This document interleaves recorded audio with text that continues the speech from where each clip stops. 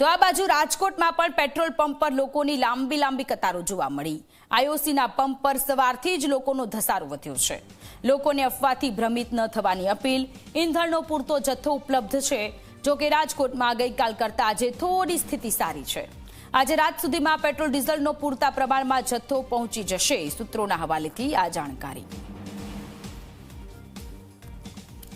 રાજકોટમાં સતત બીજા દિવસે પણ પેટ્રોલ પંપ ઉપર લોકોની લાંબી કતારો છે તે જોવા મળી રહી છે। પેટ્રોલ અને ડીઝલનો પૂરતા પ્રમાણમાં જથ્થો હોવાનું સરકાર દ્વારા જે રીતના નિવેદન આપવામાં આવ્યું છે ને G24 કલાક પણ લોકોને સતત અપીલ છે તે કરી રહ્યું છે કે પેટ્રોલ અને ડીઝલનો પૂરતો જથ્થો છે તેમ છતાં પણ લોકો છે તે લાંબી કતારોની અંદર અત્યારે જોવા મળી રહ્યા છે। આપણી સાથે કેટલાક લોકો છે તેમની સાથે વાત કરીશું।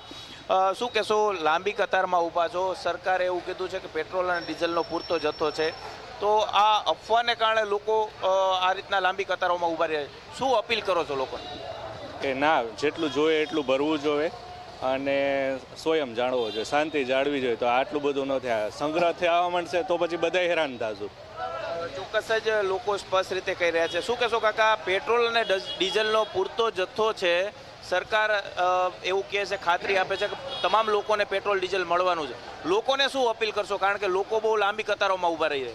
આપણે માલ જ નથી તો શું કરશો? આજે લાઇનમાં જ વારો આવે છે।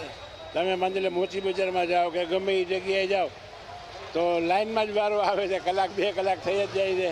લોકોની અંદર એક અફવાઓ છે એટલા માટે થઈને લાંબી લાઈનો લાગે છે, પણ પેટ્રોલ ડીઝલ તો બધી જગ્યાએ છે જ।